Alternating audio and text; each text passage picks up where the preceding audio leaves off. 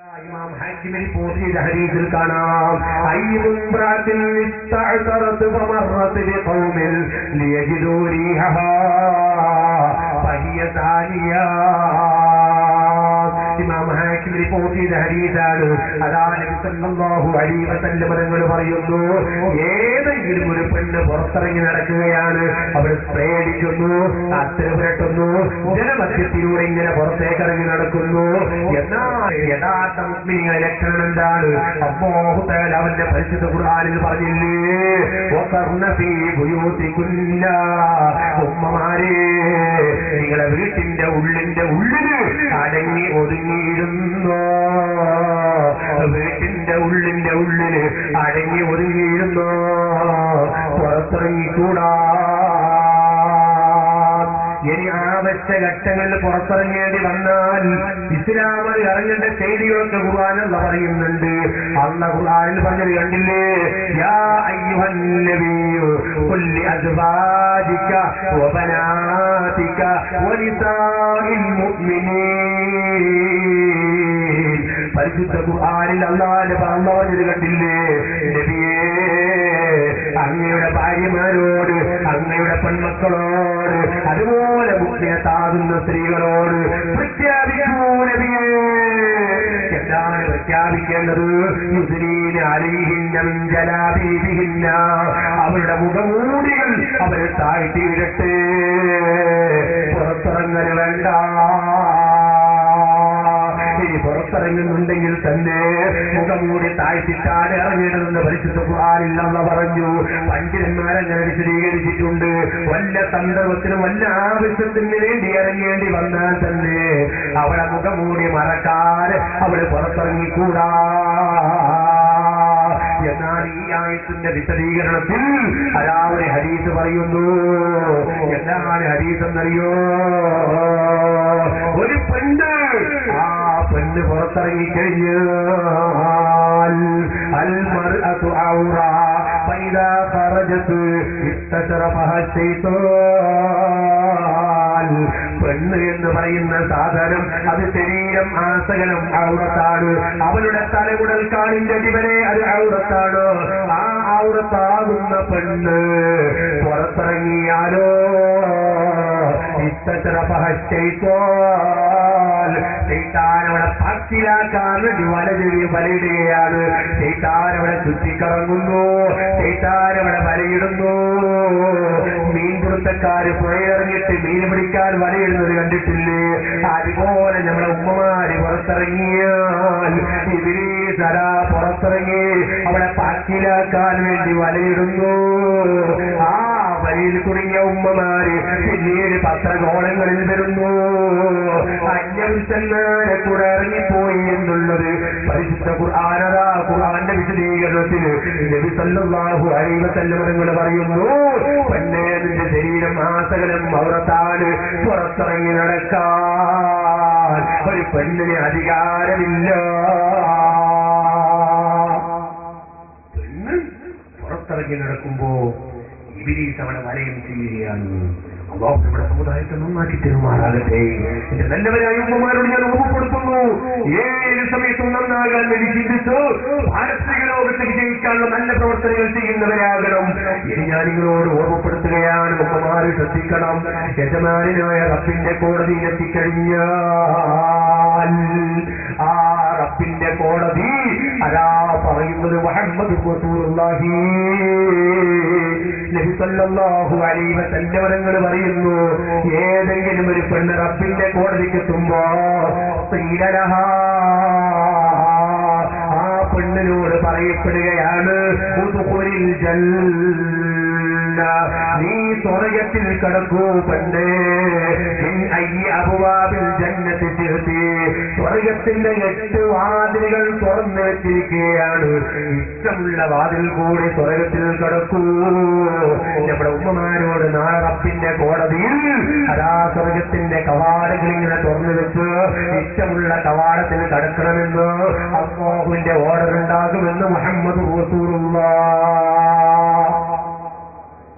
സ്വർഗത്തിന്റെ കവാടം ഇങ്ങനെ തുറന്നു വെച്ചിട്ട് ഇഷ്ടമുള്ള വാതിൽ കൂടി കിടക്കൂ എന്ന് പറഞ്ഞിട്ട് അതാ നബി സല്ലല്ലാഹു അലൈഹി വസല്ലം തങ്ങൾ പറയുന്നു കവാടം ഇങ്ങനെ തുറന്നു വെക്കുകയാണ്.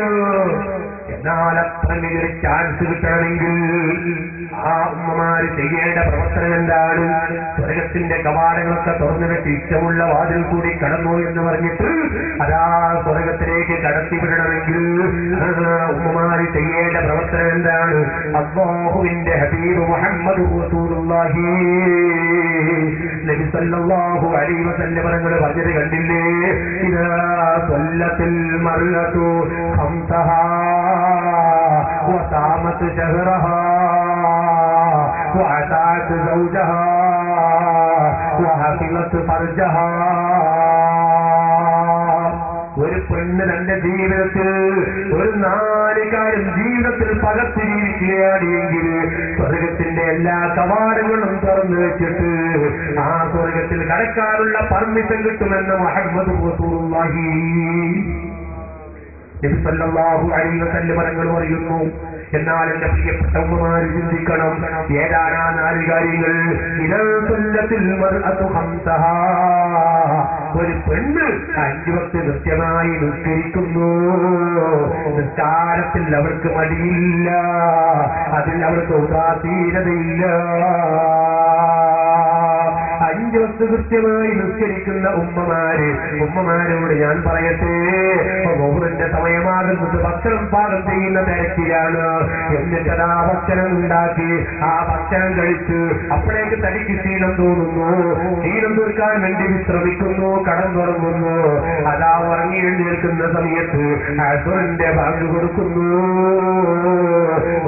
ഖളാഇല്ല ഉമ്മമാരെ, ഇങ്ങനെ കടന്നുറങ്ങി നിസ്കാരം ഖളാക്കുന്ന ഉമ്മമാര് നമ്മുടെ നാട്ടിലില്ലേ, നമ്മുടെ കുടുംബത്തിലില്ലേ?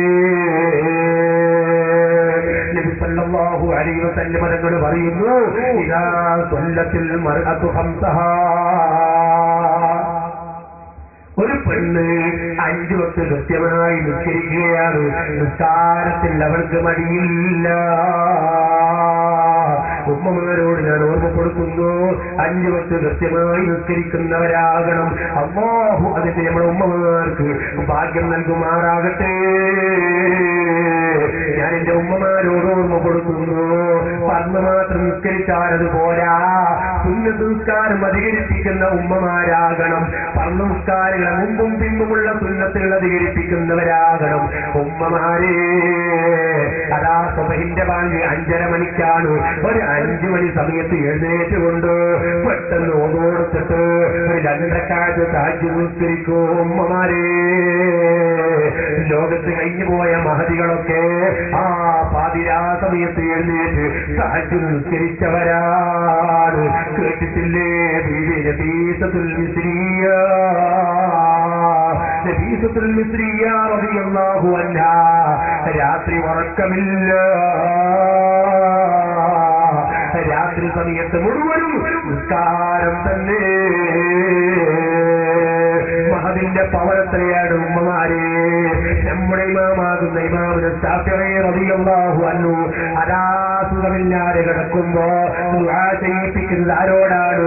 ലോകത്തെ ഏറ്റവും വലിയ മഹദിയാകുന്ന നബീസത്തുൽ മിസ്രിയ.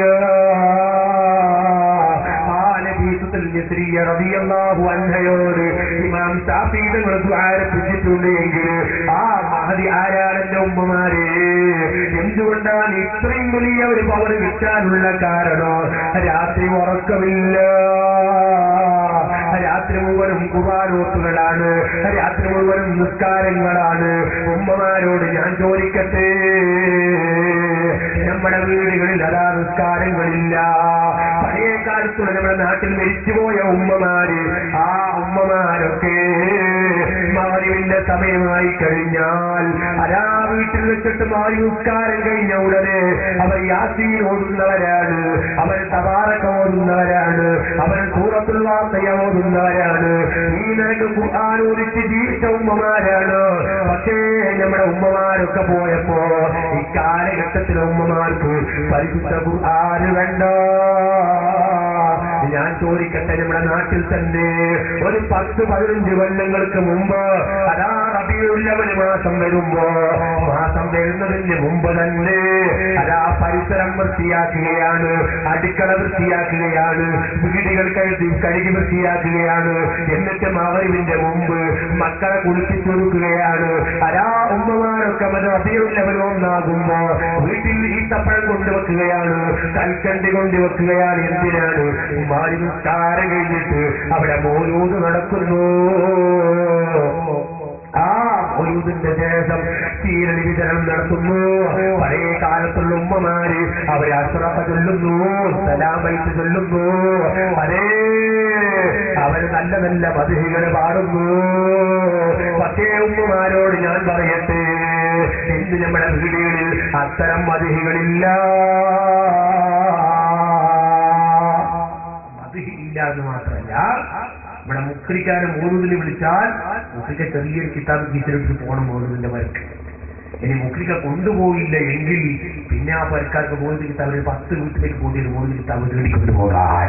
ഇന്ന് വീട്ടിൽ മുസ്ലിമിന്റെ വീട്ടിൽ മൗലൂദിന്റെ കിതാബുകളില്ല, മുക്രിക്ക ഗീതരെടുത്തിട്ടാ പോകേണ്ടത്.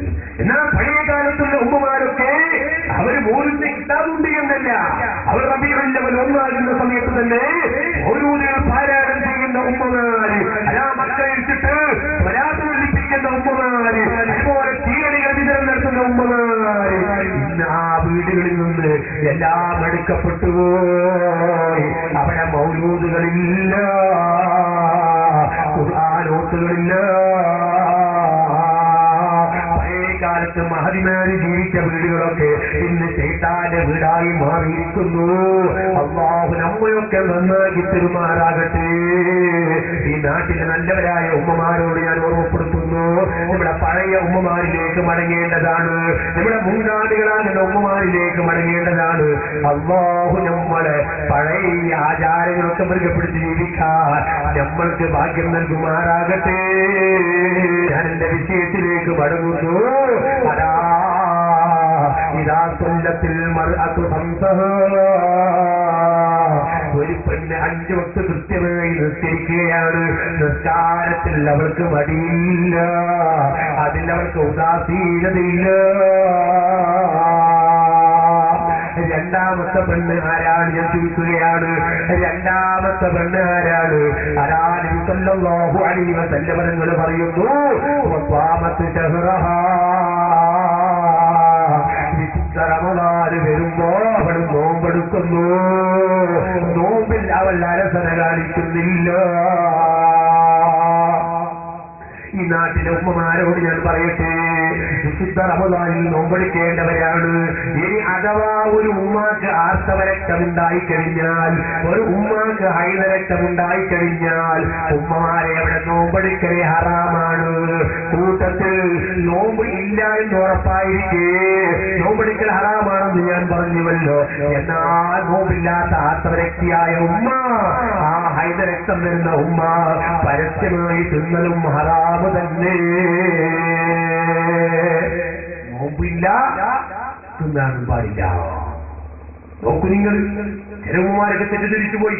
പുരുഷന്മാർക്ക് എന്തൊരു ഭാഗ്യാണ്, റമദാനിൽ 30 ദിവസം നോമ്പ് കിട്ടുന്നു, അവർക്കൊരു നോമ്പ് പോകാനില്ല. നമുക്കൊക്കെ ചിലപ്പോൾ മാസത്തിൽ 1 ആഴ്ചയിൽ നോമ്പ് പോയി പോകും. ഉമ്മമാരെ നിങ്ങളാണ് ഉഷാറ്. കാരണം എന്തുകൊണ്ടാണ്? റമദാനിൽ അതാ ശുദ്ധിയുള്ള സമയത്ത് നോമ്പ് നോക്കുന്നു, ശുദ്ധിയില്ലാത്ത സമയത്ത് നിങ്ങൾ നോമ്പിനെ ബഹുമാനിച്ചുകൊണ്ട് നോമ്പ് ഇല്ലെങ്കിൽ നോമ്പുള്ളതുപോലെ ഇരിക്കുകയാ. അപ്പൊ നിങ്ങൾക്ക് റമദാന്റെ പ്രതിഫലം കിട്ടുന്നു. എന്നിട്ടോ റമദാൻ കഴിഞ്ഞിട്ട് 6 നോമ്പിനെ വീണ്ടും കാണാൻ കിട്ടുന്നു, നോമ്പിന്റെ പ്രതിഫലം വീണ്ടും കിട്ടുന്നു. നിങ്ങൾ ഭാഗ്യവന്മാരാണ്.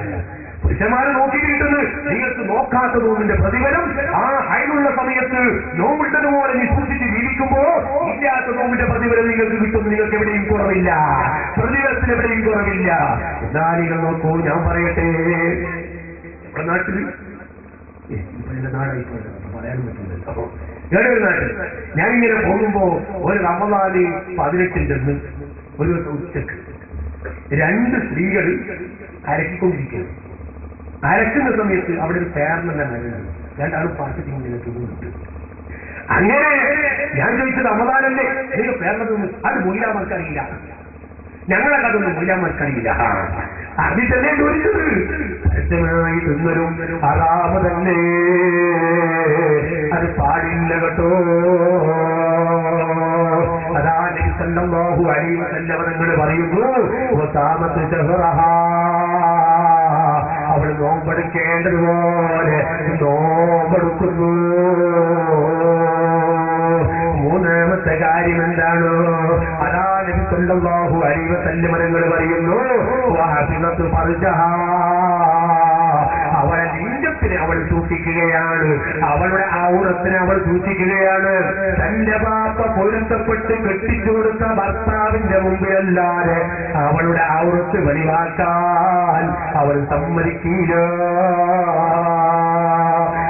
നിനക്ക് നല്ലോണം ഔറത്തിനെ സൂക്ഷിച്ച് ജീവിക്കുന്ന പെണ്ണ് അവളതാ നാളെ സ്വർഗത്തിലാണെന്ന് മുഹമ്മദ് റസൂലുള്ളാഹി.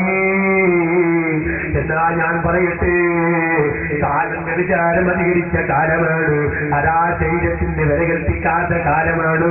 ഞാൻ മൊത്തത്തിലൊരു കാര്യം പറയട്ടെ. പരിശുദ്ധ ഖുർആനിൽ അല്ലാഹു പറഞ്ഞിരിക്കുന്നു അൽയൗമ നഖ്തിമു അലാ അഫ്വാഹിഹിം വതുകല്ലിമുനാ ഐദിഹിം വതശ്ഹദു അർജുലുഹും ബിമാ കാനൂ യക്സിബൂൻ. സൂറത്ത് യാസീൻ നമ്മൾ സാധാരണ ഓതുന്നതാണ്. എന്താണ് യാസീൻ സൂറത്തിൽ അല്ലാഹു പറഞ്ഞത്? അൽയൗമ നഖ്തിമു അലാ അഫ്വാഹിഹിം, അവരെ വായിലേക്ക് സീൽ വെക്കുന്ന ദിവസം വരാനുണ്ട്, കൈകൾ സംസാരിക്കുന്ന ദിവസം വരാനുണ്ട്. വായിലേക്ക് സീൽ വെക്കപ്പെട്ടു പോയി, കൈകൾ സംസാരിക്കുന്നു. അങ്ങനെയുള്ളൊരു ദിവസം വരാനുണ്ടെന്ന് പരിശുദ്ധ ഖുർആനിൽ പറഞ്ഞപ്പോ ഈ ആയത്തിന്റെ തഫ്സീരിൽ അല്ലാമ ഇബ്നു കസീർ തഫ്സീർ ഇബ്നു കസീർ രേഖപ്പെടുത്തിയത് കാണാം. എന്താണ് ബഹുമാനപ്പെട്ടവരെ പറയുന്നത്? അഷ്റഫുൽ ഖൽഖ് മുഹമ്മദുർ റസൂലുള്ളാഹ്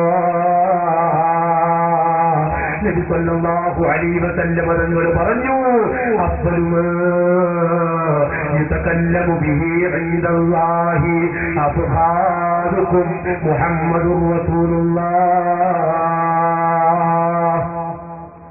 മുഹമ്മദുർ റസൂലുള്ളാഹി, മുഹമ്മദുർ റസൂലുള്ളാഹി സല്ലല്ലാഹു അലൈഹി വസല്ലം തങ്ങൾ പറയുന്നു അല്ലാഹു ഖുർആനിൽ പറഞ്ഞതാണ് ആദ്യമായി റബ്ബിന്റെ കോടതിക്ക് എത്തിക്കഴിഞ്ഞാൽ വായക്ക് സീൽ വെക്കുന്നു, കൈകൾ സംസാരിക്കുന്നു, കാലുകൾ സാക്ഷി നിൽക്കുന്നു.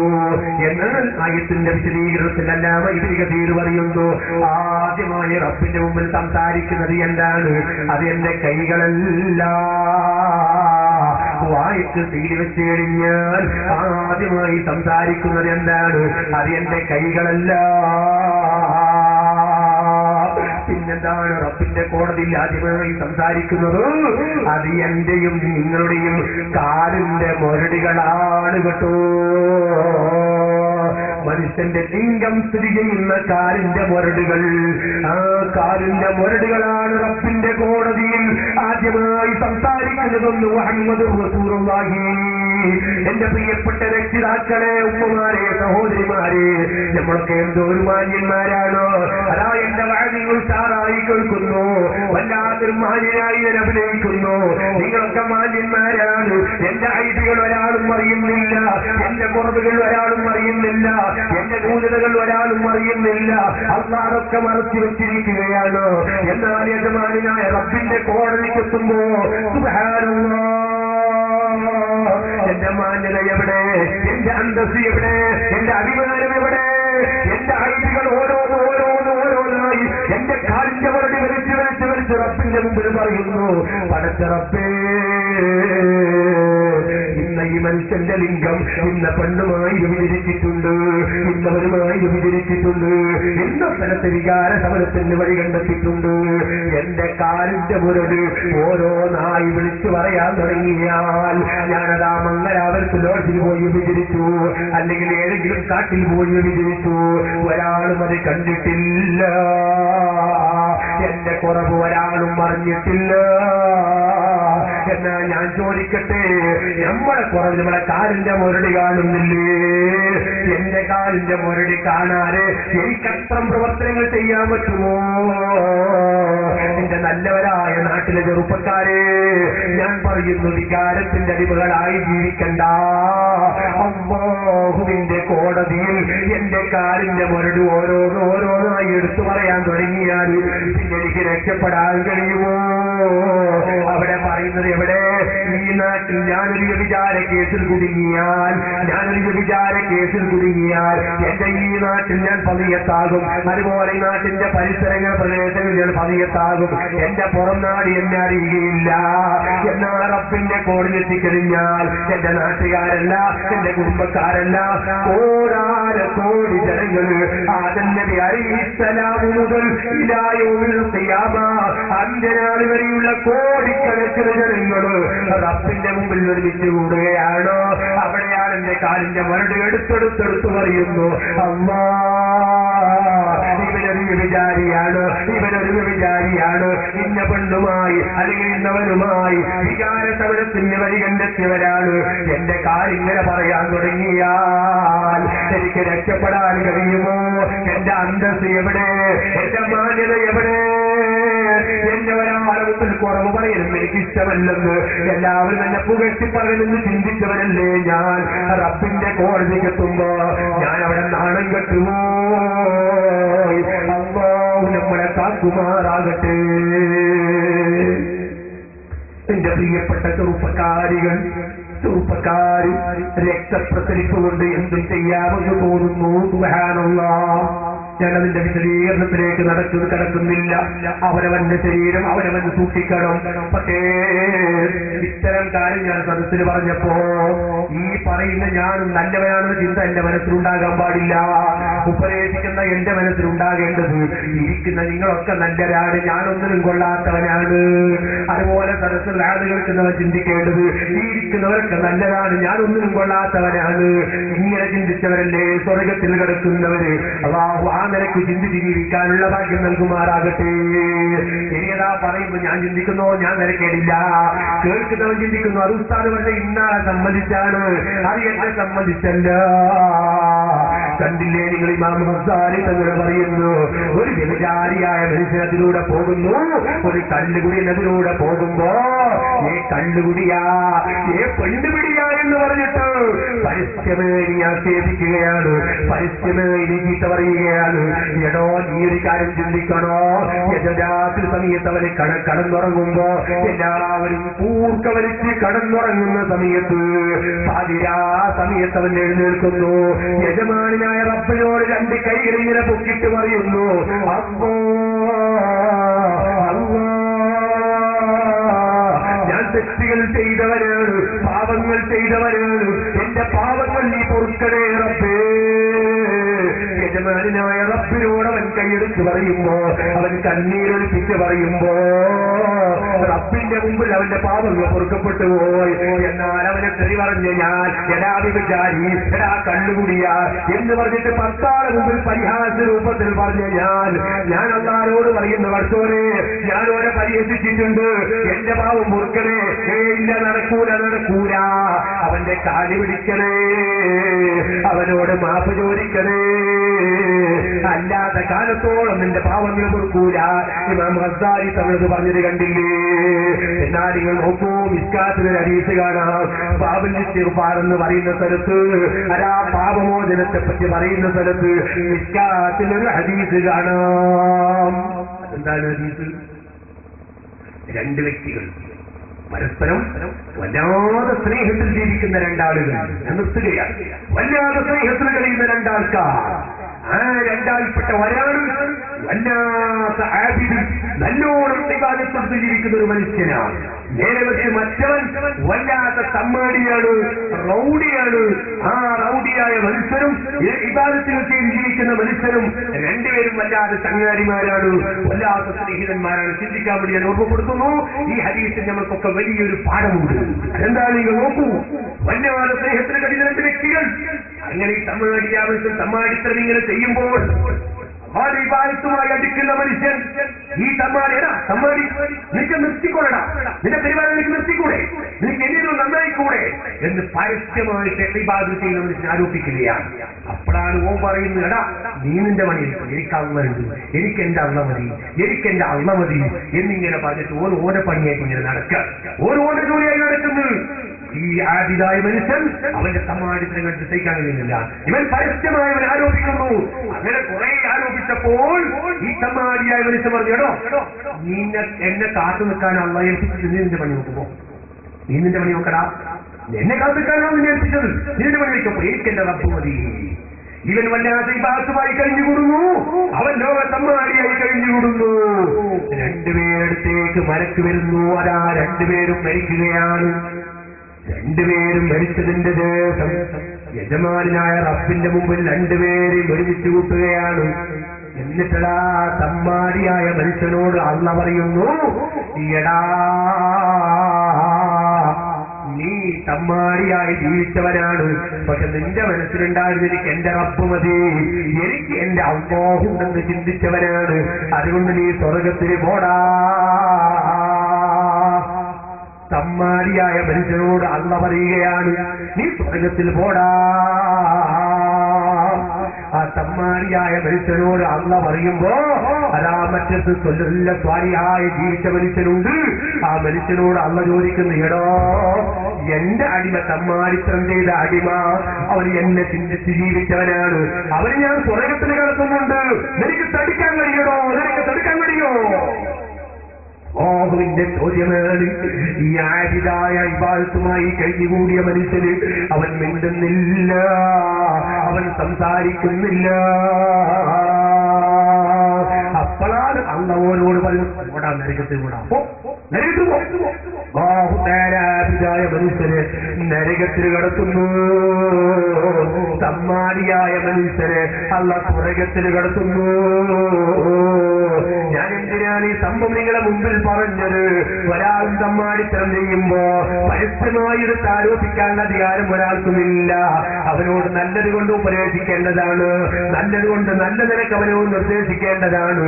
പക്ഷെ എന്നാലും എന്റെ മനസ്സിലുണ്ടാകേണ്ടത് എന്താണ്? അവൻ നല്ലവനാണ്, ഞാനൊന്നിനും കൊള്ളാത്തവനാണ്. ഇരിക്കട്ടെ, ഞാൻ പറഞ്ഞു വന്നതോ വികാരത്തിന്റെ അടിമകളാകണ്ട, വിചാരത്തിന്റെ പിന്നാലെ നടക്കണ്ട. യജമാനായ റബ്ബിന്റെ കോടതിയിൽ എന്റെ കാലിന്റെ മുരടികൾ സംസാരിക്കാറുണ്ട് എന്നാണ് അതാ ഖുർആന്റെ വിശദീകരണത്തിൽ മുഹമ്മദ് റസൂലുള്ളാഹി സ്വല്ലല്ലാഹു അലൈഹി വസല്ലം തങ്ങൾ പറയുന്നു, എന്റെ പ്രിയപ്പെട്ടവരെ നന്നായി ജീവിച്ചോ. ഇനി എന്താണ് നാലാമത്തെ കാര്യം?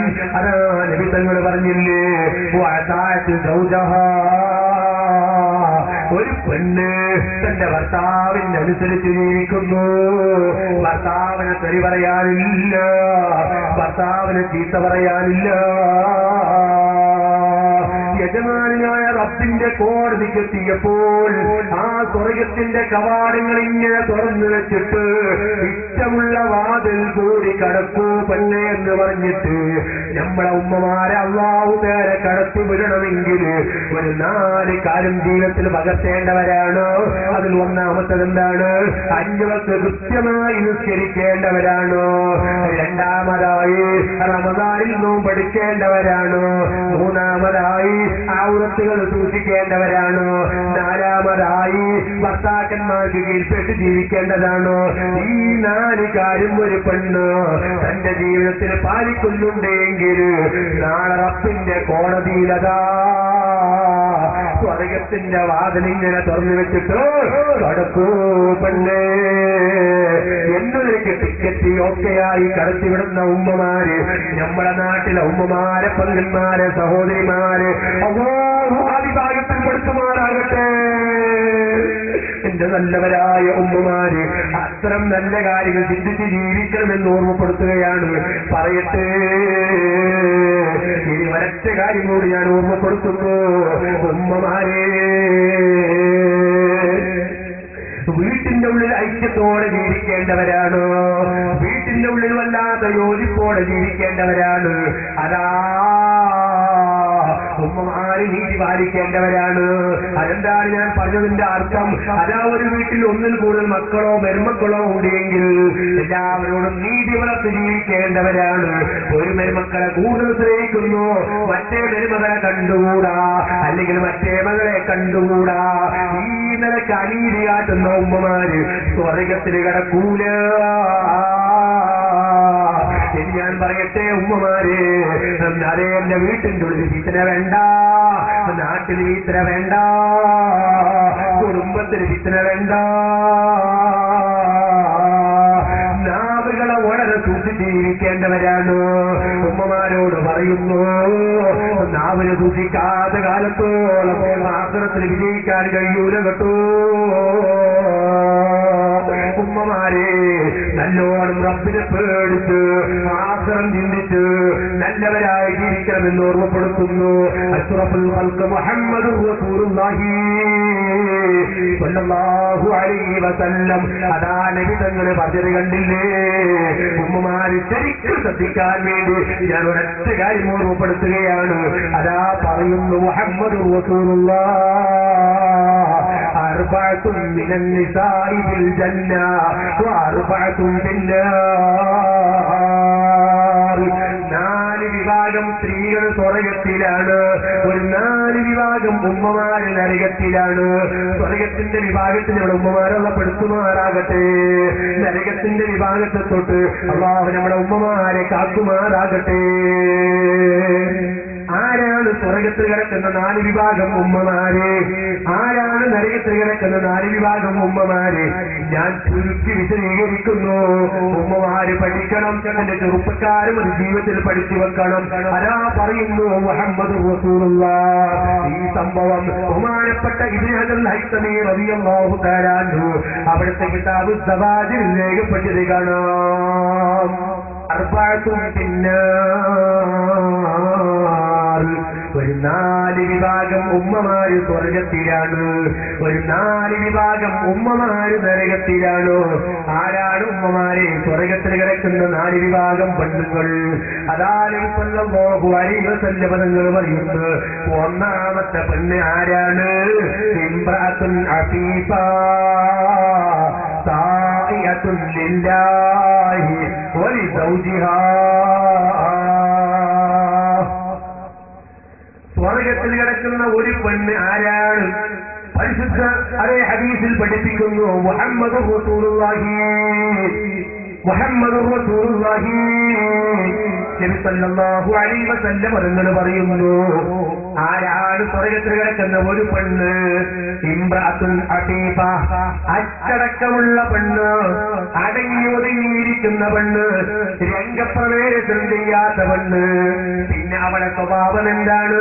സായിഅത്തുൻ ലില്ലാഹി വലിസൗജിഹാ. അവൾ അള്ളാഹ്ക്ക് വഴിപ്പെടുന്നവളാണ്, അവളുടെ ഭർത്താവിന് വഴിപ്പെടുന്നവളാണ്.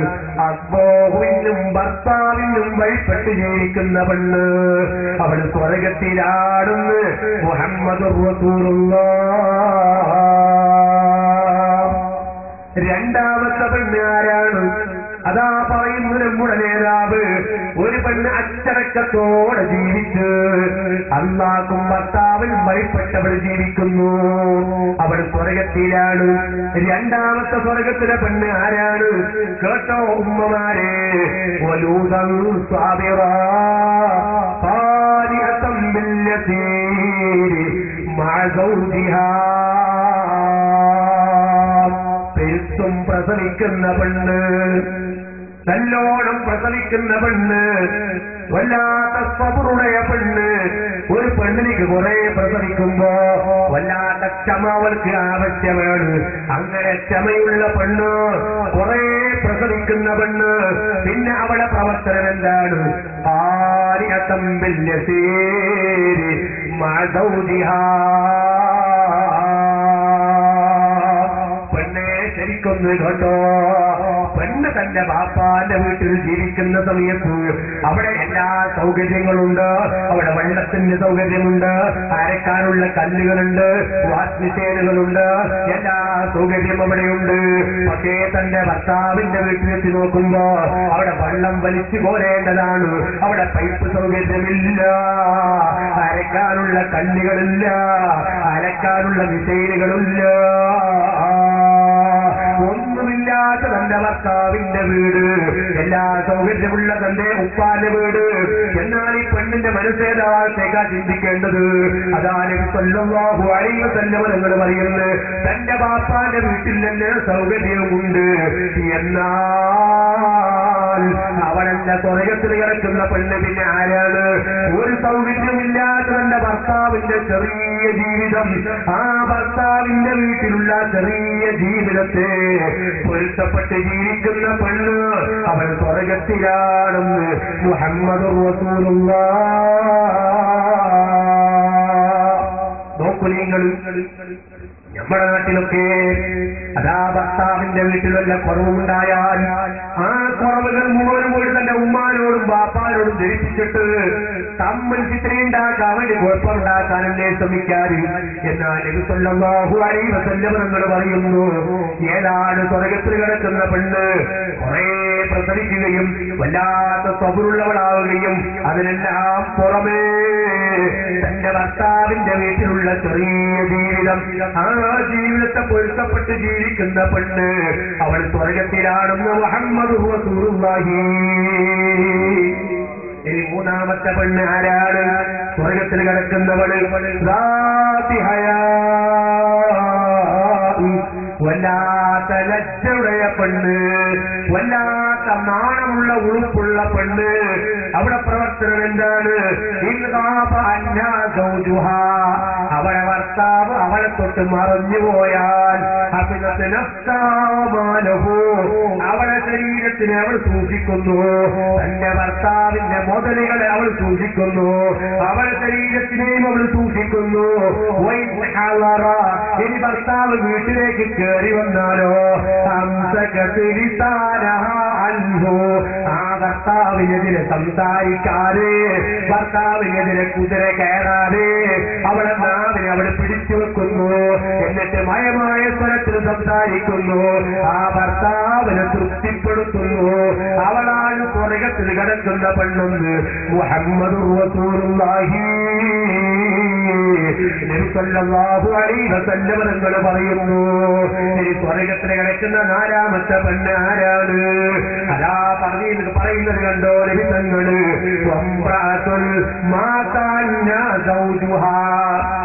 ഒരു പെണ്ണ് അവളെ ഭർത്താവ് മരിച്ചു പോകുന്നു, ഭർത്താവ് മരിച്ചുപോയി, അവൾക്ക് ചെറിയ ചെറിയ ചെറിയ മക്കളുണ്ട്. ആ മക്കളുള്ള പെണ്ണ് അവളതാ ഭർത്താവ് മരിച്ചപ്പോൾ അവളെ വേറെ ഭർത്താവിനെ കല്യാണം കഴിക്കാൻ ഉദ്ദേശിക്കുന്നില്ല. എന്തേ അവൾ ഉദ്ദേശിക്കാത്തതോ? കല്യാണം ആവശ്യമില്ലാഞ്ഞിട്ടല്ല, അതേ കുട്ടികൾ പാഴായി പോകുമോ, കുട്ടികൾ മോശമായി പോകുമോ എന്ന ഭയമാണോ? ആ നിനക്ക് കുട്ടികളുടെ കാര്യത്തിൽ ഭയപ്പെട്ടുകൊണ്ട് വേറെ ഭർത്താവിന്റെ കല്യാണം കഴിക്കാതെ അവളെ ശരീരത്തിന് മക്കൾക്ക് വേണ്ടി അവൾ ബന്ധു ചെയ്യുന്നു, ആ മക്കളെ പരിപാലിക്കുന്നു, ആ മക്കളിലേക്ക് ഗുണം ചെയ്തു കൊടുക്കുന്നു, ആ മക്കളെ പരിപാലിക്കുന്നു, മക്കൾക്ക് ഗുണം ചെയ്യുന്നു. വേറെ ഭർത്താവിന്റെ കല്യാണം കഴിക്കാൻ ഉദ്ദേശിക്കുന്നില്ല. എന്തുകൊണ്ടാണ് അവർ ഉദ്ദേശിക്കാത്തതോ? അതിന്റെ കാരണം എന്താണ്? കുട്ടികൾ പാഴായി പോകുമെന്ന ഭയമാണ്. ഈ നിലയ്ക്ക് ഭർത്താവ് മരിച്ചിട്ട് തന്റെ കുട്ടികൾക്ക് വേണ്ടി കുട്ടികളെ കാര്യം പേടിച്ചിട്ട് വേറെ ഭർത്താവിന് കല്യാണം കഴിക്കാൻ സമ്മതിക്കാത്ത പെണ്ണ് അവൾ സ്വർഗത്തിലാണെന്ന് മുഹമ്മദ് റസൂലുള്ളാഹ്. നമ്മുടെ നാട്ടിൽ അത്രയും ഉമ്മമാരുണ്ടോ എന്ന് എനിക്കറിയില്ല. ഉണ്ടെങ്കിൽ തന്നെ ആ ഉമ്മമാര് തന്റെ ബാപ്പാന്റെ മേലെ കുതിര കയറുന്നു, തന്റെ ആങ്ങളമാരെ മേലെ കുതിര കയറുന്നു. എന്തേ? എനിക്കൊരു ഭർത്താവിനെ തേടിപ്പിടിക്കാൻ അവർക്ക് കഴിയുന്നില്ലേ? അവൻ നാട് കറങ്ങുന്നവനല്ലേ? ഞാനതാ ഭർത്താവ് മരിച്ചുപോയ കുറെ കുട്ടികളുള്ളൊരു പെണ്ണല്ലേ? എനിക്കൊരു ഭർത്താവിനെ നാട് കറങ്ങുന്ന സഞ്ചാരിക്ക് ഒരു ഭർത്താവിനെ തേടിപ്പിടിച്ചൂടെ? ഉമ്മമാരെ ഭർത്താവ് കിട്ടാഞ്ഞിട്ടല്ല, റോഡിന്റെ പക്കൽ ഇഷ്ടം പോലെ ഭർത്താക്കന്മാരുണ്ട്. പക്ഷെ നബി തങ്ങള് പറയുന്നത് കണ്ടോ? സ്വർഗം വേണോ? ഭർത്താവ് മരിച്ച പെണ്ണ്, ആ പെണ്ണിലേക്ക് കുറെ മക്കളുണ്ട്, അവൾ ഭാര്യമാരെ കല്യാണം തെരഞ്ഞെടുക്കുന്നില്ല. തെരഞ്ഞെടുക്കാത്തതിന്റെ കാരണം എന്താണ്? തന്റെ മക്കൾ നഷ്ടപ്പെട്ടു പോകുമോ എന്ന ഭയമാണ്. ആ നിലക്ക് ഭയപ്പെട്ടുകൊണ്ട് ഭർത്താവിനെ തെരഞ്ഞെടുക്കാത്ത പെണ്ണ് അവൾ സ്വർഗത്തിലാടുന്ന മുഹമ്മദ് റസൂലുള്ളാഹി. ഈ നരകത്തിൽ കിടക്കുന്ന പെണ്ണുങ്ങൾ ആരാണ്? ശരിക്കും കേട്ടോ രക്ഷിതാക്കളെ, ഉമ്മമാര്, അതാ നരകത്തിൽ കിടക്കുന്ന 4 വിഭാഗം പെണ്ണുങ്ങൾ ആരാണ്? നബി സല്ലല്ലാഹു അലൈഹി വസല്ലം തങ്ങൾ പറഞ്ഞത് ഇബ്നു കസീർ തങ്ങൾ കിതാബുൽ സവാദിൽ രേഖപ്പെടുത്തുന്നു. നരകത്തിൽ കിടക്കുന്ന 4 വിഭാഗം സ്ത്രീകളാരാണ്? ഒന്നാമതായിട്ട് നബി തങ്ങൾ പറയുന്നു ഇംറാത്തുൽ ബദീഅത്തുൽ ലിസാനി അലാ സൗജിഹാ. ഇംറാത്തുൽ ബദീഅത്തുൽ ലിസാനി അലാ സൗജിഹാ. തന്റെ ഭർത്താവിന്റെ മേൽ പുളിച്ചത്തെറി പറയുന്ന പെണ്ണ്, തന്റെ ഭർത്താവിനെ മ്ലേച്ഛമായ വാക്ക് സംസാരിക്കുന്ന പെണ്ണ്, തന്റെ ഭർത്താവിന്റെ മേൽ കുതിരകേറി സംസാരിക്കുന്ന പെണ്ണ്, മോശപ്പെട്ട സംസാരം ഭർത്താവിനെ പറ്റി പറയുന്ന പെണ്ണ്, അവൾ നരകത്തിലാണെന്ന് മുഹമ്മദ് റസൂലുള്ളാഹി. തീർന്നില്ല. നബി സല്ലല്ലാഹു അലൈഹി വസല്ലം അങ്ങനെ പറയുന്നു ഇൻഹാബ അൻഹാ. ഭർത്താവ് അവളെ വിട്ട് പുറത്തിറങ്ങിയാൽ ലൻ തഫുൽ നഫ്സഹാ. അവളുടെ ശരീരത്തിൽ അവൾ കാത്തു സൂക്ഷിക്കുന്നില്ല. വൈൻ ഹളറ. ഭർത്താവ് വീട്ടിലേക്ക് വന്നാലോ ആദതുഹു ബിലിസാനിഹാ. അവളെ നാവ് കൊണ്ട് ഭർത്താവിനെ അവൾ ഇറങ്ങിയറാക്കുന്നു. ആ ഭർത്താവിനെ ഇറങ്ങിയറാക്കുന്ന പെണ്ണ്, ഭർത്താവ് പുറത്തിറങ്ങിയാൽ ശരീരത്തിൽ സൂക്ഷിക്കാത്ത പെണ്ണ്, നാവ് കൊണ്ട് ഭർത്താവിനെ തെറി പറയുന്ന പെണ്ണ്, അവൾ നരകത്തിലാണെന്ന് മുഹമ്മദ് റസൂലുള്ളാഹി. ഇനി രണ്ടാമത്തെ പെണ്ണ് ആരാണ്? ശ്രദ്ധിച്ചോ രക്ഷിതാക്കളെ, ഉമ്മമാരെ. നരകത്തിൽ കിടക്കുന്ന രണ്ടാമത്തെ പെണ്ണാണ് വംറാത്തുൻ തുകല്ലിഫു സൗജഹാ മാ ലാ യുതീഖു. നരകത്തിൽ കിടക്കുന്ന രണ്ടാമത്തെ പെണ്ണാരാണ്? നബി സല്ലല്ലാഹു അലൈഹി വസല്ലം തങ്ങൾ പറയുന്നു അതാ തന്റെ ഭർത്താവിന് ആവതില്ലാത്ത കാര്യങ്ങൾ കൊണ്ടുവരാൻ വേണ്ടി പറഞ്ഞ് തന്റെ ഭർത്താവിനോട് സാധ്യം പിടിച്ച് ഭർത്താവിനെ നിർബന്ധിപ്പിക്കുന്ന പെണ്ണ്, അവൾ നരകത്തിലാണെന്ന് മുഹമ്മദ് റസൂലുള്ളാഹി. ഒരൊറ്റ പറയാം. അതെന്താണ്? ഈ നാട്ടിലെ ജോലി ചെയ്യുന്ന ഒരു ഉസ്താദ്, എന്റെ സദസ്സിരിക്കുന്ന ഒരാൾ, ആ ഉസ്താദിന് 3000 രൂപ ശമ്പളം. വീട്ടിലെത്തിയപ്പോ തന്റെ ഭാര്യ പറഞ്ഞേ എന്റെ അനുജത്തിന്റെ കല്യാണം ഉണ്ട് മറ്റന്നാണ്, എനിക്ക് എന്ത് വേണോ 8000 രൂപന്റെ മണിസാരി വാങ്ങിത്തരണോ? ഇയാൾക്കൊരു മാസത്തിലെ 3000 രൂപ ശമ്പളമാണ്. ഈ പെണ്ണിക്ക് 8000 രൂപന്റെ മണിസാരി വേണം അല്ലേ? ഭർത്താവിന്റെ ആവത് നോക്കിയില്ല, ഭർത്താവിന്റെ കഴിവ് നോക്കിയില്ല. നമ്മുടെ നാട്ടിൽ, നമ്മുടെ വീട്ടിൽ, നമ്മുടെ കുടുംബത്തിൽ ഇന്ന് നടന്നുകൊണ്ടിരിക്കുന്ന പ്രശ്നമാണ് ഞാൻ ഇത് പറഞ്ഞത്. ഭർത്താവിന്റെ ആവത് നോക്കാതെ ഇന്നത് വേണം ഇന്നത് വേണം എന്ന് പറഞ്ഞിട്ട് ഭർത്താവിനെ കുതിര കയറി സാട്ടി പിടിക്കുന്ന പെണ്ണോ, അവൾ നരകത്തിലാണെന്ന് മുഹമ്മദ് റസൂലുള്ളാഹി. ഉമ്മമാരോട് ഞാൻ ചോദിക്കട്ടെ, ഭർത്താവിനെ നിർബന്ധിപ്പിച്ച് ഈ നിലയ്ക്ക് ബുദ്ധിമുട്ടാക്കിയ മണിത്താരിയാണോ നിനക്ക് വേണ്ടത്? അതല്ല ഭർത്താവിന്റെ പൊരുത്തം കിട്ടി സ്വർഗത്തിൽ കിടക്കലാണോ വേണ്ടത്? നല്ലവരായ ഉമ്മമാര് ചിന്തിച്ച് ജീവിക്കണമെന്ന് ഓർമ്മപ്പെടുത്തുന്നു. ഉമ്മമാരെ, ഭർത്താവിന്റെ ആവതില്ലാത്ത കാര്യങ്ങൾ പറഞ്ഞിട്ട് ഭർത്താവിനെ നിർബന്ധിപ്പിച്ച് നരകത്തിൽ കിടക്കാൻ കണ്ട ഇനിയതാ നരകത്തിൽ കിടക്കുന്ന മൂന്നാമത്തെ പെണ്ണ് ആരാണ്?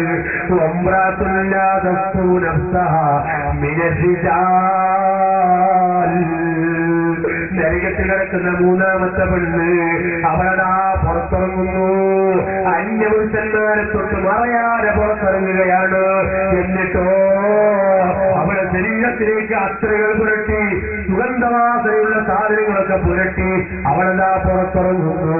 അന്യപുരുഷന്മാരെ കണക്കിലെടുക്കാതെ അവരെ മുമ്പിലൂടെ പുറത്തേക്ക് ഇറങ്ങുന്ന പെണ്ണ്, അവൾ നരകത്തിലാണെന്ന് മുഹമ്മദ് റസൂലുള്ളാഹി. ഇനി നാലാമത്തെ പെണ്ണ് ആരാണ്? അതും കൂടി പറഞ്ഞു നിർത്തുകയാണ്. നാലാമത്തെ പെണ്ണ് ആരാണ്?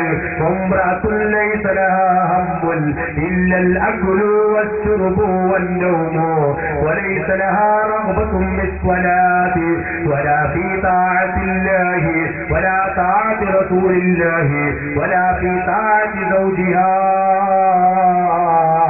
നരകത്തിൽ കിടക്കുന്ന നാലാമത്തെ പെണ്ണ് ആരാണ്?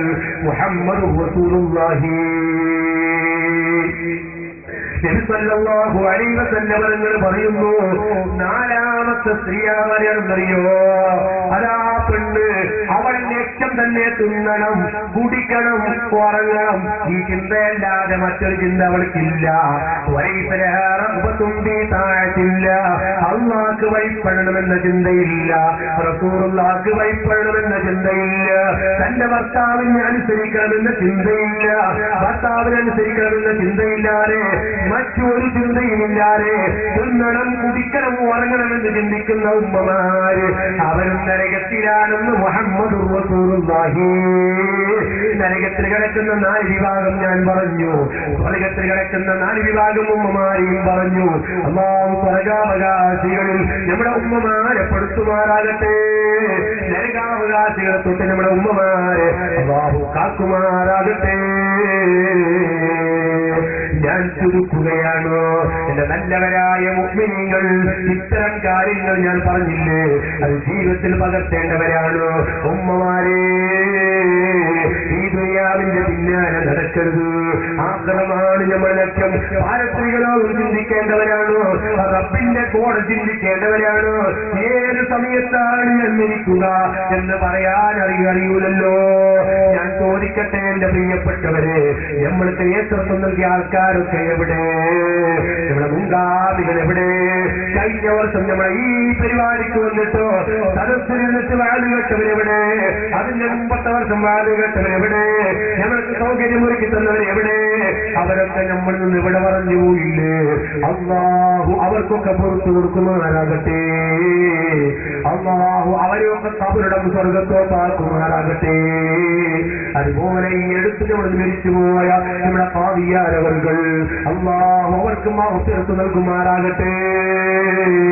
ആ ഖാദിയാരുടെ ഖബറിടം അല്ലാഹു തആല സ്വർഗത്തോപ്പാക്കി കൊടുക്കുമാറാകട്ടെ. ഇവിടെ മുൻഗാമികളൊക്കെ മരിച്ചു പോകുന്നു, മുൻഗാമികളൊക്കെ മരിച്ചു പോവുകയാണ്.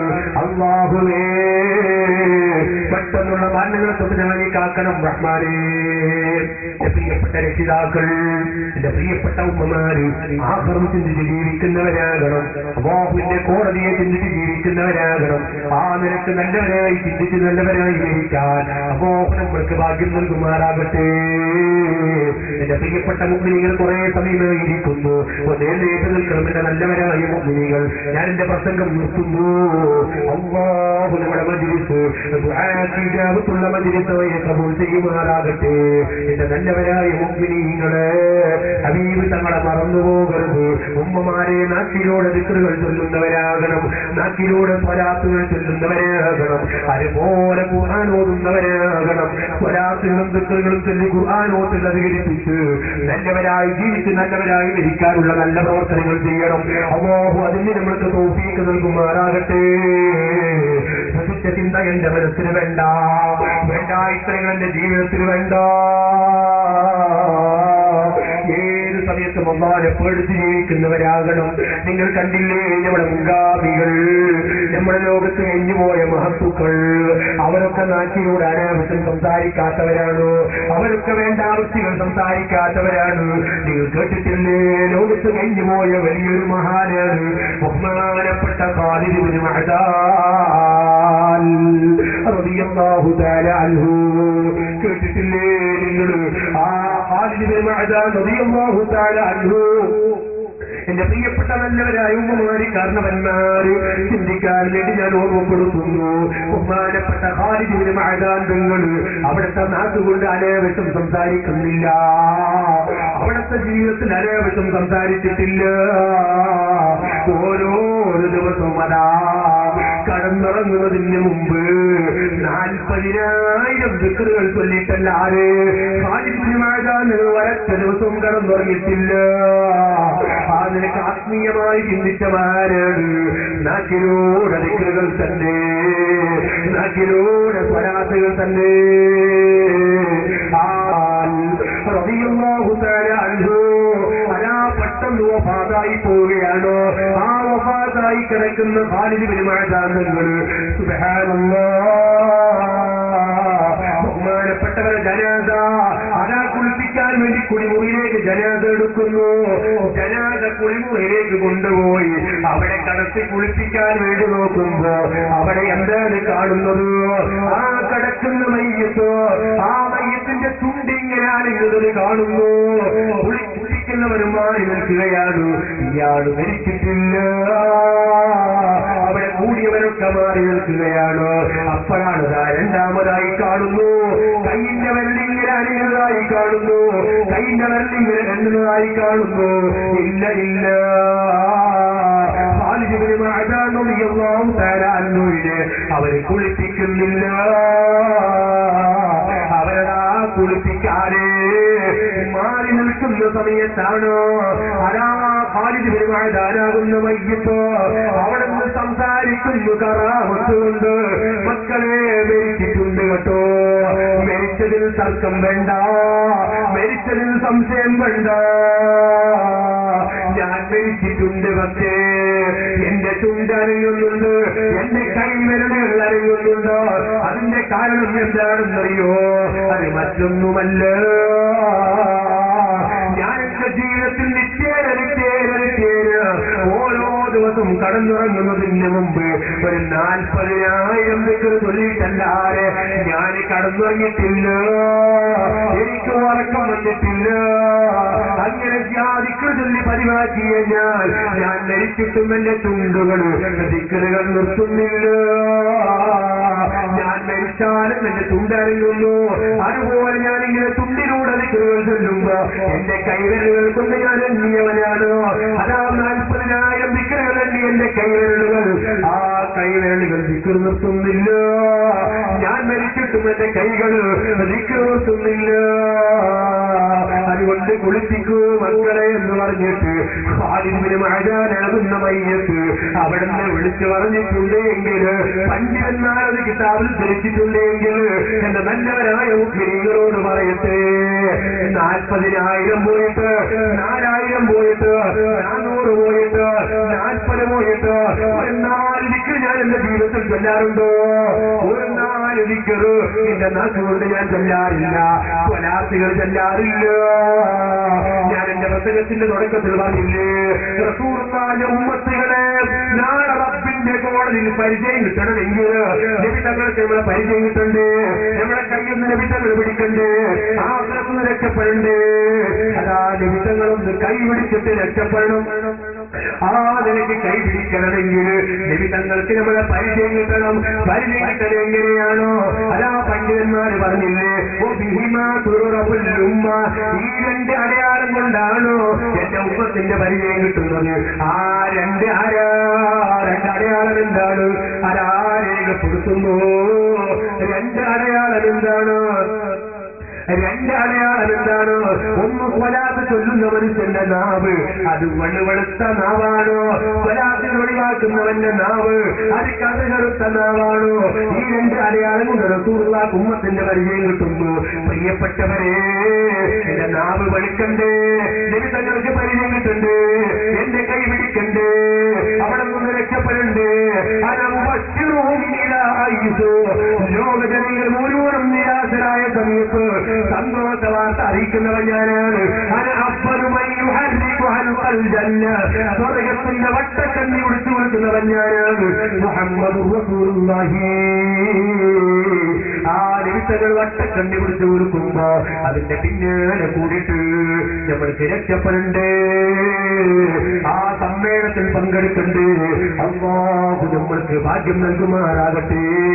അതുകൊണ്ട് നല്ലവരായ രക്ഷിതാക്കളോട് സ്വലാത്തുകൾ അധികരിപ്പിച്ചു, ദിക്റുകൾ അധികരിപ്പിച്ചു, നല്ലത് മാത്രം സംസാരിച്ചു, നല്ലത് മാത്രം ചിന്തിച്ചു, ഒരാളെയും കുറ്റം പറയാതെ നല്ലവരാ